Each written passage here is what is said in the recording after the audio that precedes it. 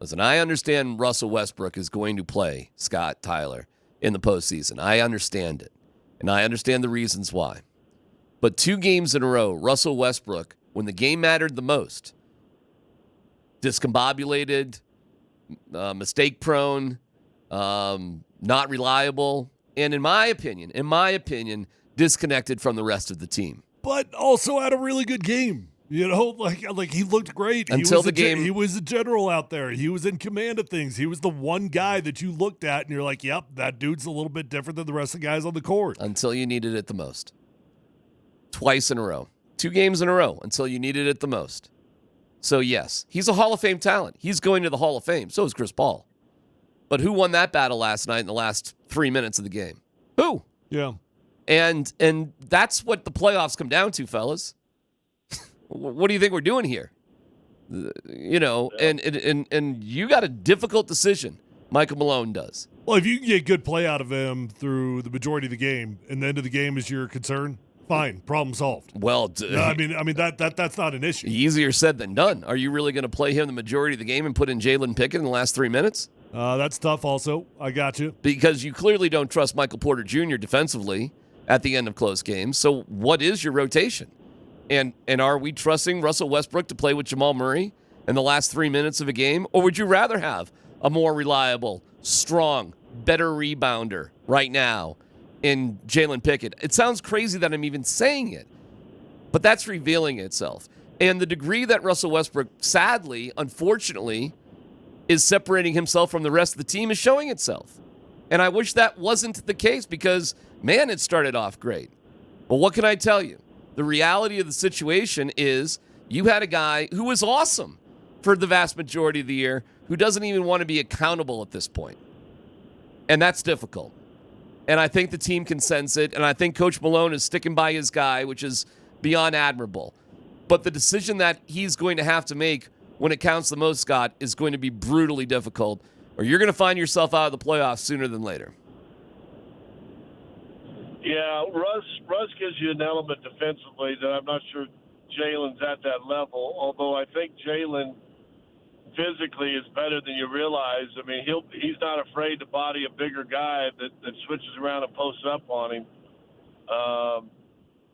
Russ is obviously a lot quicker, has got some hands, but who's safer? And, It's who you can trust, Scott. Scott, it's who you can trust. And it's about the end of games, not the middle of games. Listen, what Russ brings in terms of energy and all that in the middle of games, hey, man, I got you. Good. Cool. Awesome. And you can make a lot of mistakes in the middle of the games. Heck, Nikola Jokic turns the ball over probably more than most guys because he's taking some chances and the ball's in his hand a lot. But we're talking the last 3 minutes, and nobody has a problem with Nikola having the ball in his hands in the last 3 minutes. You really want the ball in Russell Westbrook's hand in the last 3 minutes? Do you? I don't know. I don't know. You what version are you going to get? That's the question. I just think the Malone's got so much trust in him. He's got so much faith in him.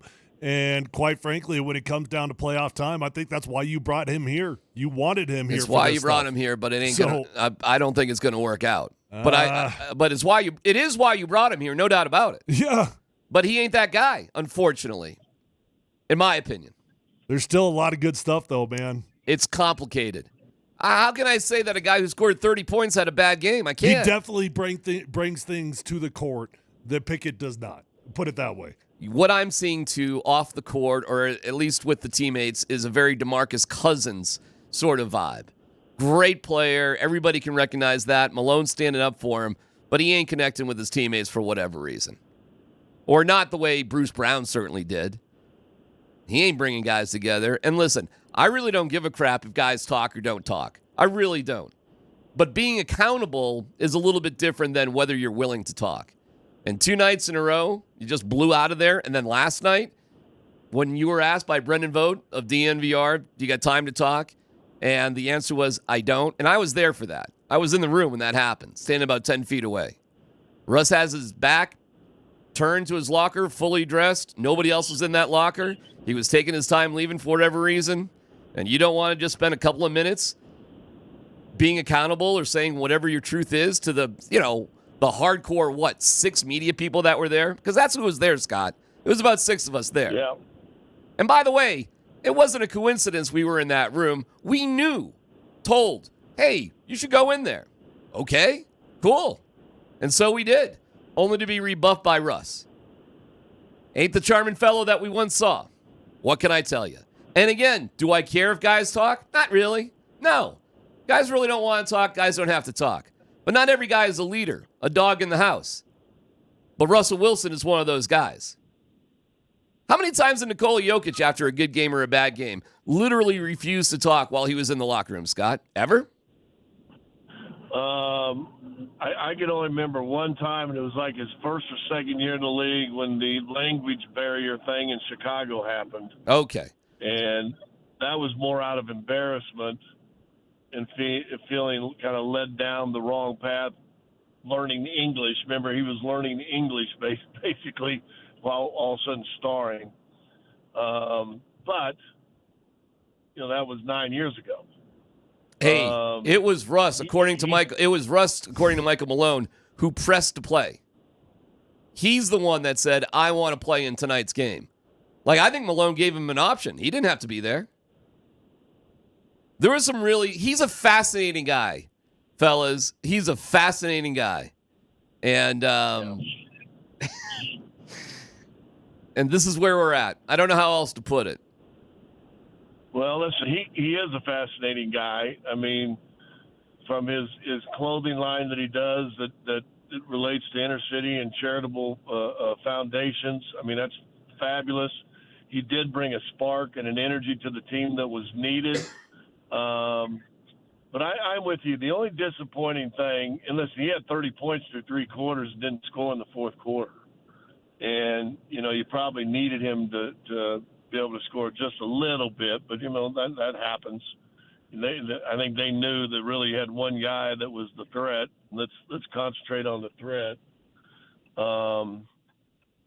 But my thing is, because I know he's a grown man and I know he's been in tougher situations, that probably either last, Tuesday night or Wednesday night, you probably should have sat in there.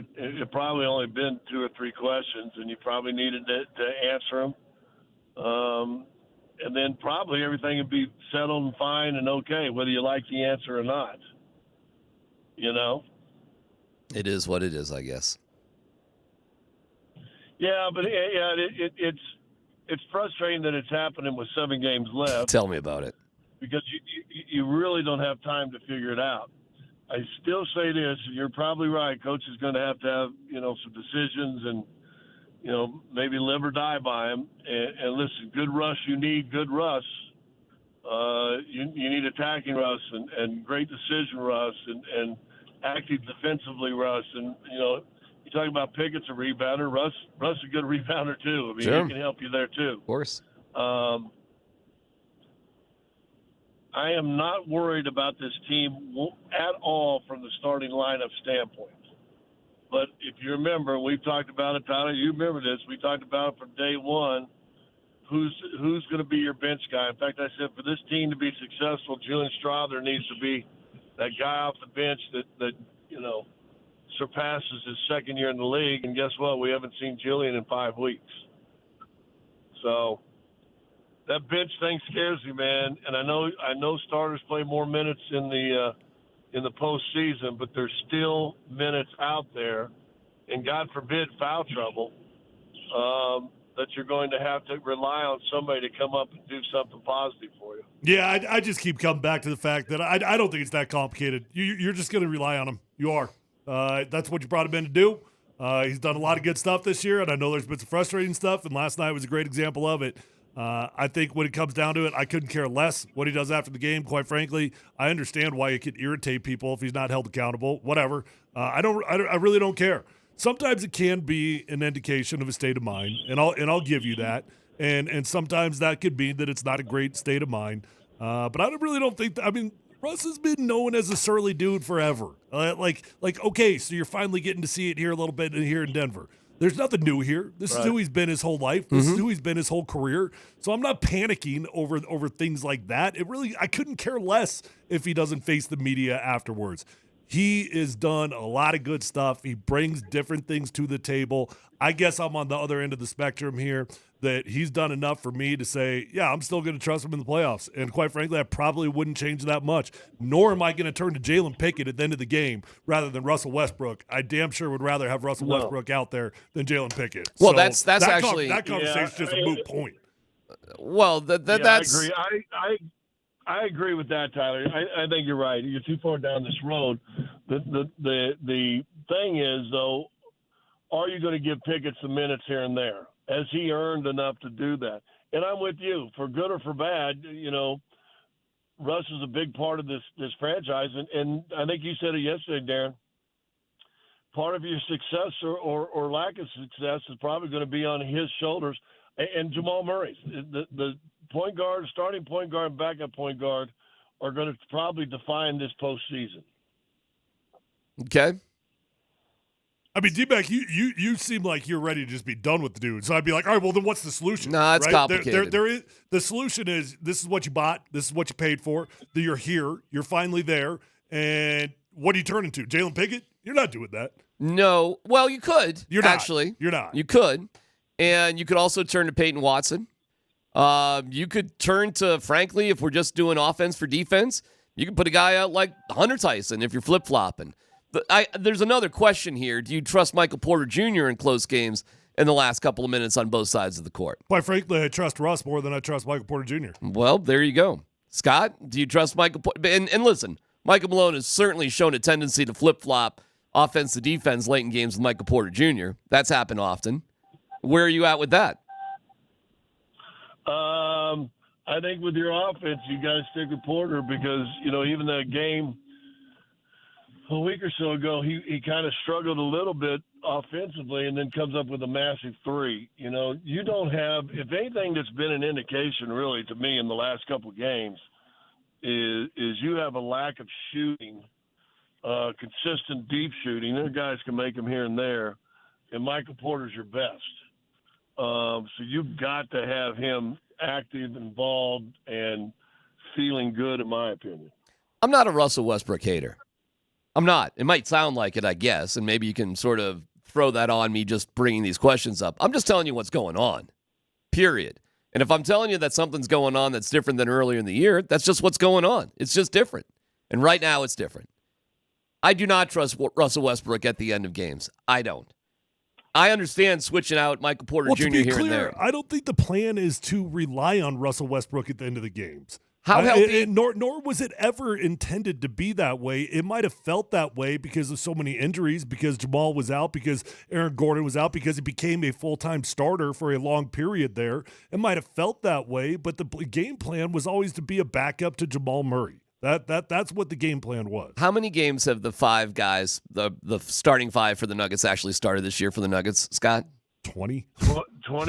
22, I think. Okay. Yeah. So what out of that makes you believe that this Nuggets team will be fully healthy with those five guys? Okay, so if they're for not, the playoffs? What do? You play Russ. That's what you do. Well, that's the question. That is the question. Well, I think they will, because if they can hold on to a top four spot, you're going to get a week off before your playoff starts, and then you're going to have a home series, your first round, that at least now you're going to sleep in your own bed for another week. So that's my hope and right there that they'll stay healthy. And we said there's there's at least a day in between games, sometimes 2 and 3. So that should give you. I'm really not worried about this starting unit at all, and I do think they'll be probably as healthy as they've been all year. You go back and look in those 22 starts, even if you remember, one of them was in Oklahoma City, I think, and Gordon went out in the first quarter. Murray got knocked out in that game 3 in Minnesota early third quarter. And so basically you played 3 quarters of a game and a half a game, again, without that starting unit. So health is big, dog. Hey, health is big. And I told you that the other day, the year they won it, the starting five played 48 games, started 48 games together. Last year they started 41. This year they're at 21 or 22. Do they get the next 5? Doesn't feel like they'll get the next 5, does it?